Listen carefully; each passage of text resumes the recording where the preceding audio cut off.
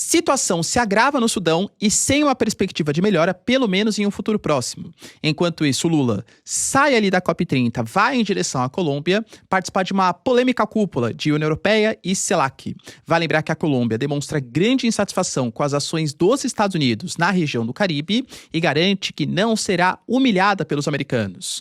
Muito possivelmente a visita do Brasil tem relação com uma crítica em relação à posição americana na região do Caribe.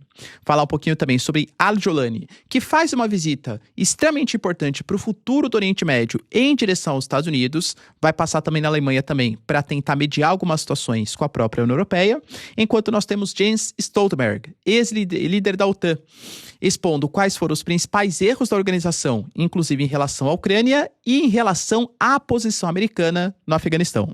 Para finalizar, pessoal, Pete Hegseth, hoje secretário de Defesa dos Estados Unidos, garante que os Estados Unidos estão numa situação pré-guerra similar a 1939 e que deve haver uma reformulação completa nas forças militares americanas. Enquanto Rodrigo Paz é eleito ou assume como presidente da Bolívia e promete um capitalismo para todos na Bolívia e, claro, isso tem perspectiva de aumento também na América Latina. O que está rolando na região?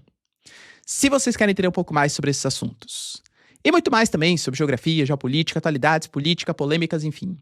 Tudo para você se manter sempre bem atualizado. Já se inscreve no canal, deixa seu like e compartilha esse vídeo, que eu, professor Ricardo, conto muito com a sua ajuda. Belezinha? Pessoal, recado rapidinho da nossa parceiraça do canal. Para quem não sabe, eu tenho a minha empresa chamada Professor Ricardo Marcílio, que é responsável não só pelo canal, mas por vários outros serviços. Vocês sabiam que, apesar de chamar Professor Ricardo Marcílio, se eu não tivesse o registro no INPI, eu corria risco de perder o nome da minha empresa, tanto por alguém que poderia usar sem querer, ou até mesmo, claro, por má fé. Para fazer o registro, é muito demorado, é burocrático, é difícil. Por isso, eu recomendo para vocês que a mesma empresa que fez o registro para mim, que é a Muvon, faça o serviço para vocês. O serviço ele tem um preço muito competitivo, deixa muito rápido, desburocratizado e você se preocupa com o que realmente interessa, que é gerar valor a partir dos seus negócios. Então, link na descrição e conta com o serviço da Muvon para garantir a segurança da sua empresa. Bom, galera, então bora lá pro vídeo, ó. E lembrando, hein, que a Muvon, que é parceira aqui, ó, histórica do canal, tá em Black Friday nesse momento, aproveita porque são as melhores condições do ano para você registrar sua marca e garantir a segurança dos seus negócios, hein, galera? Não perde a oportunidade, tá bom? Então bora lá pro vídeo, ó. Como eu trouxe para vocês na introdução, o Sudão, ele passa por uma guerra civil. A gente já fez uma análise mais completinha aqui no canal, mas só para quem não sabe o que está acontecendo. Até 2019, o país era comandado por um ditador chamado de Omar al-Bashir. Ele fez uma série de coisas que a nossa plataforma nem gosta muito que eu fique comentando aqui, né? Mas pesquisem sobre o caso, por exemplo, da região de Darfur, onde houve perseguições étnicas. Você tinha uma perseguição, inclusive, também contra os cristãos da região mais ao sul do território do Sudão. E depois de uma crise econômica, de uma ditadura que se alastrava há décadas no país, as tropas do exército, em conjunto com alguns grupos paramilitares que até antigamente apoiavam o Omar al-Bashir, como, por exemplo, os Janjaweeds, que vão ser referência de alguns grupos paramilitares, como por exemplo as RSF hoje, ajudaram a queda do ditador, que inclusive foi preso pelos crimes de guerra que ele cometeu ao longo do seu mandato ali enquanto ditador do país. A ideia era que seria um regime militar provisório durante 2 anos, uma coalizão militar civil, para que depois de 2 anos os civis tomassem o poder do país com a ajuda dos militares e depois, a partir de 2023, eleições livres e democráticas no país. É fato que essa história de você garantir uma ditadura para impedir que movimentos autoritários cheguem ao poder, para depois a gente abrir para uma democracia, convenhamos que nunca dá certo, e foi o que aconteceu no Sudão. Os militares, liderados pelo general Al-Burhan, deram um alto golpe, se mantiveram no poder em 2021 e contaram com o apoio de grupos paramilitares, sendo que o principal deles é a RSF, liderado pelo Hamdan Dagalo. Só que a RSF apoiou as tropas do general Al-Burhan não exatamente porque gostava dos belos olhos do Al-Burhan, e sim porque tinham alguns benefícios ali prometidos. O Sudão é um país que dispõe de muitos recursos minerais, como ouro, como combustíveis fósseis. É um país muito estratégico do ponto de vista, né, dessas riquezas minerais. Fato é, galera, que a RSF não teve exatamente o que foi prometido pelas tropas do general, e aí você começa uma disputa pelo poder dos grupos paramilitares, insatisfeito com as tropas do Exército do Sudão, porque não foram cedidos os benefícios prometidos lá no golpe em 2021, e as tropas do Exército que querem ajudar ou querem continuar mantendo o controle do país. E, aliás, aumentam seu caráter autoritário, alegando que existem grupos paramilitares, como, por exemplo, as próprias RSF. Ou seja, entendo que não tem bonzinho na história, né? Não tem lado bom, lado mal. Eu diria que, assim, há perseguições dos dois lados, mas nesse momento o que está sendo mais exposto é a ação dos grupos paramilitares, que tomaram o poder, por exemplo, de uma região chamada de El Fasher, inclusive aonde era, né, um dos territórios ali da região de Darfur. O que está acontecendo ali é uma verdadeira perseguição étnica, inclusive. Eles tomaram o poder no dia 26 de outubro, apesar dos ataques já virem de maneira prévia, e claro que as alegações tá tanto na prática, né, dessas perseguições, de extorsões que acontecem.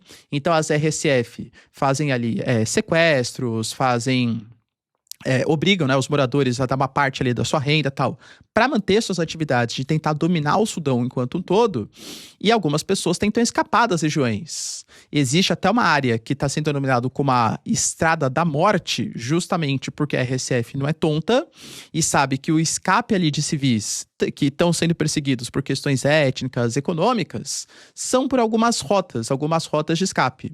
Eles fazem bloqueios e fazem extorsões, violência sexual e tudo mais o que você possa imaginar. Enfim, é uma situação gravíssima. E como eu falei, não tem muito lado positivo da história. Fato é que a RSF, ela alega que enquanto as tropas do Sudão não largarem o poder do país para que a RSF assuma o poder, eles não largam a luta. Bem como as tropas do Sudão alegam que tem que derrotar as RSF, os grupos paramilitares, para que seja estabelecido algum tipo de paz ali, vai? Nesse momento, não há perspectiva de melhora, infelizmente. Além disso, cara, a gente teve também notícias importantes sobre... e lembrando só, hein, na própria região do Sudão, porque assim, quando começa uma guerra dessa proporção, com perseguições étnicas e tal, é óbvio que você não tem dificuldade de garantir alimentação básica, saúde, saneamento básico. Algumas doenças, como por exemplo a cólera, estão voltando a ficar mais incisivas no Sudão, infelizmente.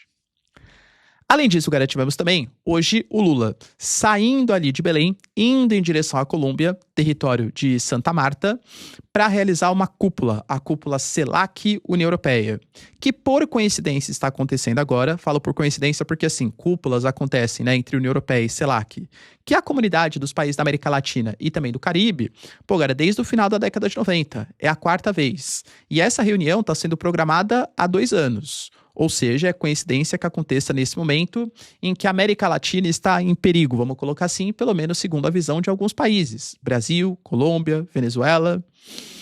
Essa cúpula, ela vai estar esvaziada, porque a gente sabe que ocorrendo na Colômbia, e a Colômbia tendo Gustavo Petro enquanto presidente, e a participação do Brasil, que já deu indicativos que vai fazer comentários críticos aos Estados Unidos, alguns países não quiseram se comprometer. Por exemplo, a Ursula von der Leyen, que é a líder da Comissão Europeia, não vai participar. O Yamandu Orsi, por exemplo, hoje o líder do Uruguai, também não vai participar.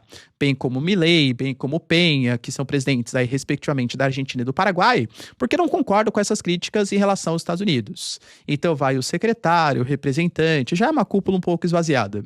A ideia, galera, é sempre, né, a ideia de você promover a integração do comércio, segurança, tudo tal, isso na teoria. Na prática, a gente sabe que praticamente, né, principalmente com a participação do Brasil, o tom ele vai ser ácido, ele vai ser crítico em relação aos Estados Unidos. Para vocês terem uma noção, né? A declaração de Santa, ela vai ser feita, muito possivelmente ali com as perspectivas mais geopolíticas, de integração, tudo tal, mas o próprio Itamaraty já garantiu que o Brasil vai defender a soberania da América Latina, tecendo comentários ácidos. Quando foi perguntado para o Celso Amorim, que é o nosso assessor especial das relações exteriores, se o Brasil não tinha medo que essa postura mais ácida em relação aos Estados Unidos pudesse atrapalhar a relação comercial, o Brasil falou que o Brasil nunca será subserviente a grandes potências apenas por questões econômicas, que o Brasil coloca as questões de soberania geopolítica na frente de qualquer acordo comercial. E agora, você concorda com a postura brasileira? Além disso, a Colômbia, claro, que vem sendo, né? A gente sabe que Gustavo Petro e Trump não têm exatamente boas relações. A Colômbia, histórica aliada dos Estados Unidos, tem pela primeira vez em décadas a ascensão de um governo de esquerda. Inclusive, o Gustavo Petro é ex-guerrilheiro do M-19, um dos grupos que os americanos, lá durante a Guerra Fria, ajudaram o governo colombiano a combater, porque queria fazer, né, uma transformação socialista no país. E o Gustavo Petro tem uma postura bastante crítica em relação aos americanos. Vale lembrar que na Assembleia da ONU, ele, inclusive, do lado de fora, que rolou em Nova York, hein? Na Assembleia da ONU, ele fez um discurso para a população dos Estados Unidos para que os militares americanos não respeitassem as ordens do Trump em relação à sua postura na Venezuela, alegando que não pode atacar embarcações e tal. O Gustavo Petro teve o seu visto cassado, depois o Gustavo Petro falou que o Trump e o Marco Rubio estavam mentindo em relação aos ataques do Caribe. E os Estados Unidos falou que o Gustavo Petro é um líder também do narcotráfico, ou seja, colocando também possíveis ações contra a própria Colômbia. E vale lembrar que os Estados Unidos atacaram embarcações na zona econômica exclusiva da Colômbia. A Colômbia coloca isso como uma execução extrajudicial, que não poderia ter acontecido. E depois de algumas investigações, eu diria que algumas polêmicas foram levantadas, porque o Alejandro Carranza foi visto como um dos pescadores ou uma das pessoas que foram mortas nessas ações dos Estados Unidos. Segundo o governo colombiano, ele era somente um pescador. Ele estava lá, era para, enfim, fazer as atividades econômicas, todo dia ele ia, voltava, tudo tal, e ele foi visto como um narcotraficante, enfim, né, pelos Estados Unidos, e foi executado em alto mar, sem decisão lá, claro, né, das cortes internacionais. Claro que a própria mídia colombiana fala que, na verdade, ele já tinha um passado um pouco mais complicado, alegando que ele tinha antecedente por roubo de armas, por conluio com gangues na Colômbia. Mas assim, professor, então ele era um criminoso ou não? Não sei, né? Acho que precisava de talvez um julgamento, um confisco. O que os países latinos, principalmente a Colômbia, estão criticando, e não são os países da América Latina não, hein? A própria ONU também, é que você não pode promover essas execuções sem antes pelo menos ter algum tipo de investigação. Isso é ilegal. Mas também, galera, convenhamos, né? É ilegal, beleza. Qual tipo de punição vai acontecer contra os Estados Unidos? A ONU vai punir os Estados Unidos? O único organismo que tem um caráter deliberativo para fazer alguma coisa é o Conselho de Segurança. O Conselho de Segurança tem os Estados Unidos como um dos seus membros permanentes, que, convenhamos, sempre vai vetar alguma resolução contra os Estados Unidos. E mesmo que não tivesse os Estados Unidos, vamos lá. A ONU, então, realmente, olha só, o Conselho de Segurança condenou e exige que os americanos parem de atacar embarcações do Caribe. Aí os americanos não respeitam, vai fazer o quê? Vai ter uma coalizão mundial? A China, a Rússia vai atacar os Estados Unidos por conta de ataques contra embarcações na costa do Caribe? Óbvio que não, né, galera? Então, também por isso que esses organismos internacionais, eles vêm perdendo um pouco de credibilidade e legitimidade. Mas o Gustavo Petro foi enfático, falando que o Trump e os seus amigos são mentirosos. O senhor Rubio, secretário de Estado dos Estados Unidos, é um mentiroso. O que vocês estão matando não são narcotraficantes. Os verdadeiros narcotraficantes foram por meio dos seus políticos até os escritórios em Miami para conversar com os senadores do senhor Rubio. Eles, os americanos, também estão pedindo atentados aqui, tentando nos humilhar. A Colômbia não será humilhada. Entendam que essa vai ser a harmonia, esse vai ser o tom dessa cúpula, possivelmente, da CELAC, com posicionamentos bem críticos e com o Brasil fazendo parte dessa tentativa de, alegadamente, aí, né, garantir a soberania da América Latina. Além disso, galera, o Al-Jolani está em visita agora aos Estados Unidos. Eu falo para vocês que a geopolítica é muito interessante, porque o Al-Jolani, até dezembro de 2024, ele era visto como um terrorista. Para vocês terem uma noção, havia até prêmio para sua captura. Ele foi preso pelos Estados Unidos pela associação com a Frente Al-Nusra, que era uma dissidência da Al-Qaeda que atuava também no território da Síria.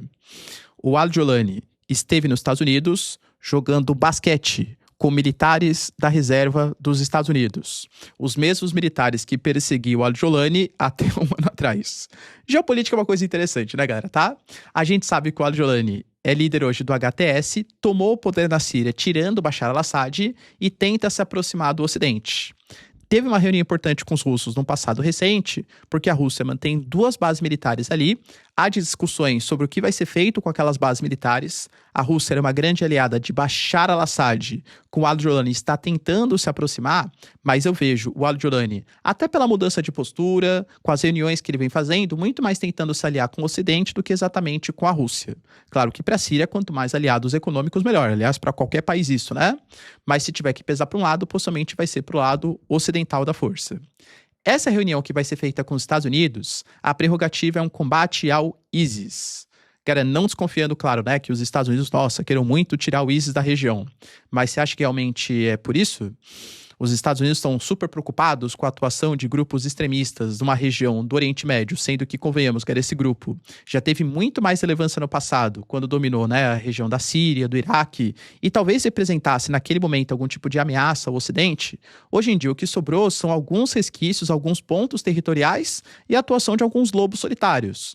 Ou seja, pessoas que gostam da ideia, mas que muitas vezes nem têm uma associação direta. O ISIS não é mais hoje um grupo governamental com território consolidado. Tanto que a Síria, por exemplo, até para fazer uma espécie de demonstração para o Ocidente, fez operações locais nesse sábado contra membros do ISIS, inclusive prendendo ali 71 pessoas em 61 batidas diferentes, confiscando equipamentos, armas, tal, de membros do ISIS. Os americanos devem colocar uma base militar na região de Damasco e consolidar um afastamento ainda maior da Síria, frente ao chamado eixo da resistência, né? Irã, os Houthis, o Hezbollah, tudo tal, e também da Rússia. Aliás, depois que o Al-Jolani sair dos Estados Unidos, jogou um basquetezinho, tudo tal, né? Vai lá em direção à Alemanha, e na Alemanha vai se reunir com Friedrich Merz, que atravessa o seu pior momento político desde que ele virou chanceler na Alemanha, e olha que nem faz tanto tempo assim, é uma decadência total, com um crescente aumento de popularidade da Alice Weidel, da Alternativa para a Alemanha, um governo muito nacionalista, né? E um dos pontos de crítica, ou que ele quer tentar resolver, é a questão dos refugiados. Existem muitos refugiados da Síria, desde a época da Angela Merkel, que falava que a Alemanha tinha uma certa responsabilidade histórica e tinha que trazer esses refugiados para a Alemanha. O momento hoje é completamente diferente. Movimentos mais nacionalistas, anti-imigrantes, tal, e o Friedrich Merz alega, bom, já que a Síria está ficando mais pacífica, o Bashar al-Assad saiu, existe uma estabilidade política maior, possivelmente o Friedrich Merz vai negociar com Al-Jolani a extradição de alguns sírios e também discutir um pouco sobre as bases militares russas que ainda estão posicionadas no território da Síria. Além disso, Jens Stoltenberg, para quem não sabe, ex-líder da OTAN, deu uma entrevista. E uma entrevista, eu diria que reveladora sobre alguns pontos, mas que também não trouxe tantas novidades, coisas que quem acompanha o canal não sabia. Ele falou que a OTAN falhou em alguns pontos, principalmente com a Ucrânia, mas não exatamente em todos. Segundo as suas palavras, quando começou a guerra entre Rússia e Ucrânia e até os próprios ataques lá em 2014 e agora em 2022, a Ucrânia pediu ajuda para a OTAN, mas a OTAN naquele momento não quis dar uma ajuda mais efetiva, alegando, por exemplo, que nessa guerra agora mais recente, em 2022, o Zelensky pediu para que se fechasse o espaço aéreo, fizesse uma proteção da Ucrânia, mas a Ucrânia não faz parte da OTAN, e se fechasse o espaço aéreo, convenhamos, cara, que qualquer tipo de equipamento de Belarus ou da Rússia, caças, por exemplo, que entrasse no espaço aéreo da Ucrânia, a OTAN teria que derrubar. E aí seria um conflito direto entre OTAN e Rússia. E vocês lembram, galera, que naquele momento, em 2022, poxa, eu lembro, já gravava vídeos aqui pra internet, já me comunicava com vocês, que o Putin falou que qualquer interferência ocidental era a Terceira Guerra Mundial. A linha vermelha era qualquer tipo de interferência. Foi passando o tempo, a OTAN começou a disponibilizar dinheiro, depois equipamentos, depois mísseis de longo alcance, depois caças F-16. A linha vermelha foi sendo cada vez mais colocada para lá, né? Mas lembra que antes de algum tipo de ajuda, parecia que realmente o Putin estaria disposto a, sei lá, algum tipo de ogiva nuclear, ataque nuclear, caso tivesse algum tipo de interferência da OTAN no conflito. Então, o Stoltenberg defendeu essa medida, falando que não fazia sentido. O próprio Biden falou que não ia comprar uma terceira guerra mundial por conta da Ucrânia, mas ele acha que talvez a OTAN tivesse ter dado ou esticado a linha vermelha um pouco mais lá em 2014, quando a Rússia fez a anexação da Crimeia. Maiores equipamentos, financiamentos já deveriam ter sido colocados.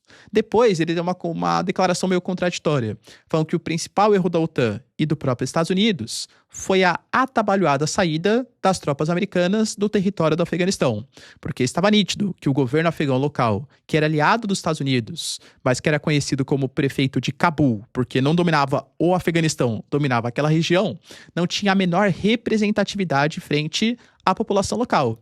E, aliás, quando as tropas americanas começaram a sair, o Talibã foi lá e reconquistou o território em pouquíssimo tempo, inclusive ficando muito mais poderoso do que era no passado, porque tiveram como herança uma série de equipamentos deixados pelos americanos.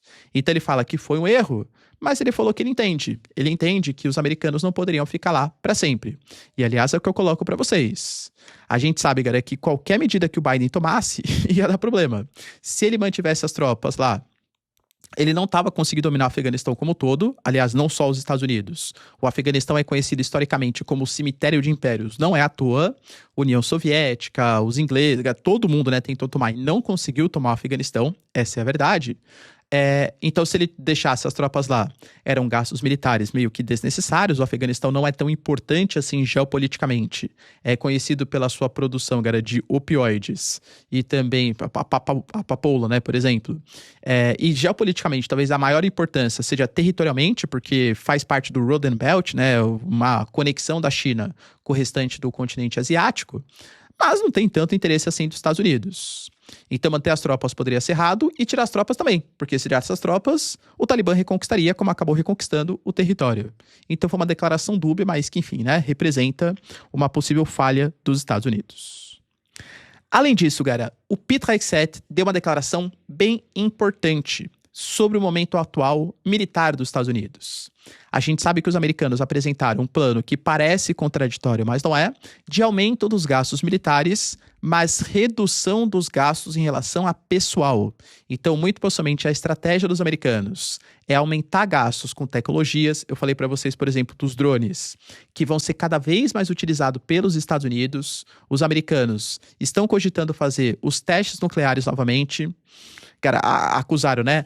Mas a Rússia faz, a China faz, o Paquistão fez também, mesmo com o tratado valendo. Cara, isso nunca foi comprovado. Aparentemente, é muito mais uma justificativa do governo americano para, de fato, fazer a realização dos testes como elemento até mesmo de dissuasão militar, porque os americanos já deixaram isso muito claro. O Biden deixou, cara, que é o plano para os próximos 10 anos. A gente sabe que os Estados Unidos, eles têm hoje a Rússia como uma inimiga por conta do conflito, Rússia, Ucrânia, tudo tal. Mas convenhamos que a Rússia não é o principal inimigo geopolítico, e sim os chineses. Professor, mas fique tranquilo, porque os chineses eles estão muito atrás do ponto de vista militar. Eu concordo.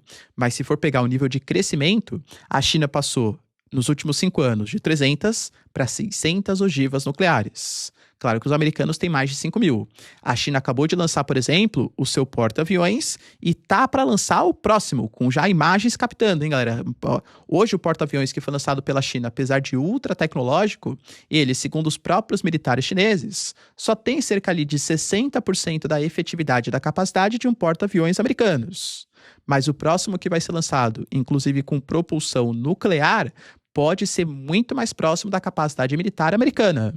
A China está crescendo também no hard power. Os americanos alegam que não podem ficar para trás. O Pete Hegseth deixou claro que esse momento, como de 1939 ou com sorte de 1981, ou seja, de uma crescente urgência. Os inimigos estão se unindo e as ameaças estão aumentando. Se nós quisermos nos prevenir, temos que nos preparar agora. E não são pequenos ajustes, mas sim uma total transformação do exército americano.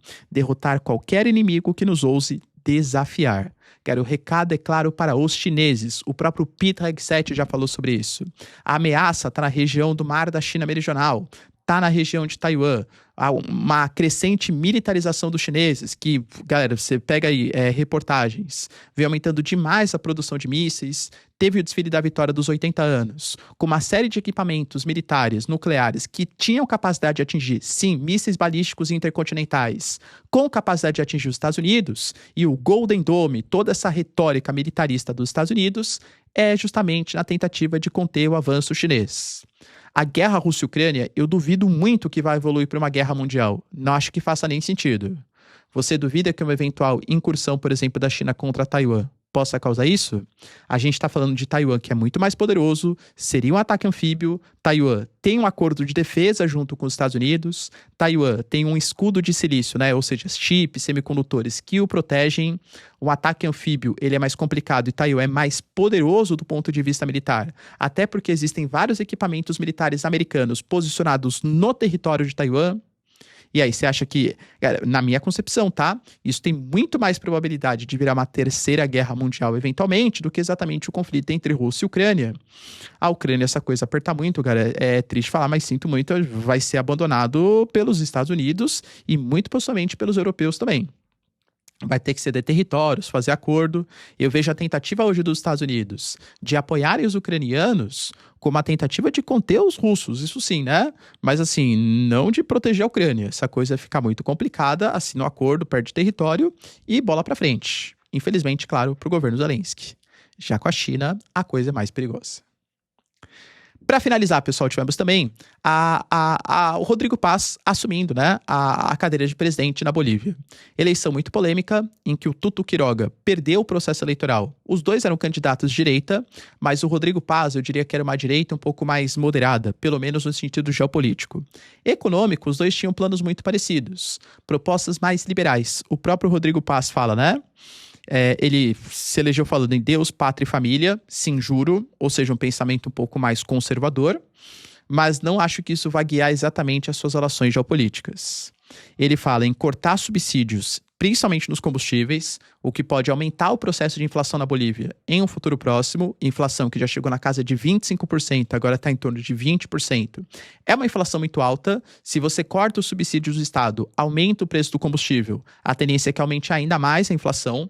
Só que ela alega que isso vai promover uma mudança importante de confiança do mercado, atraindo dólares. A Bolívia hoje não está conseguindo exportar tantos os seus recursos minerais, seja o estanho, seja o lítio, seja o gás natural. Isso gera um déficit de dólares, e como a Bolívia não é um país industrializado, sem dólares, eles não conseguem comprar nada, então existe um desabastecimento na própria Bolívia, e o governo promete também fazer uma espécie de capitalismo para todos, promovendo reformas, cortando impostos, tornando a Bolívia um ambiente mais atrativo para recebimento de investimentos estrangeiros. Professor, então é mais um presidente de direita na América Latina? Sim, e percebam que teremos eleições no Chile, muito possivelmente o Cast, que é um candidato também de direita, é o favorito. Na Colômbia, uma jornalista à direita começa a despontar como uma das possíveis favoritas. E o Brasil, de novo, galera, é uma grande incógnita, né? Será que sim? Será que vai mais à direita, mais à esquerda? Talvez o discurso da segurança pública, que é uma coisa que vem tomando o noticiário não só no Brasil, mas na América Latina, seja um dos motivos também para a ascensão de uma direita na América Latina. Não sei, né, se no Brasil vai se consolidar ou se não vai. Mas é fato, galera, que o Rodrigo Paz, apesar de ser uma direita, é uma direita muito mais liberal, não uma direita que quer romper relações com os BRICS, com a China, tudo tal, inclusive prometendo que vai se manter no Mercosul, vai se manter nos BRICS e considera o Brasil um aliado econômico estratégico, mas sabendo que o Brasil não deve fazer uma espécie de imperialismo na Bolívia, perdão. Tem que ser relações justas para os dois lados. Será que a América Latina está indo para o lado direito da força? Deixa aí nos comentários, quero saber a sua opinião. No mais, galera, se vocês curtiram o vídeo, tamo junto, beijos, abraços e tchau, tchau.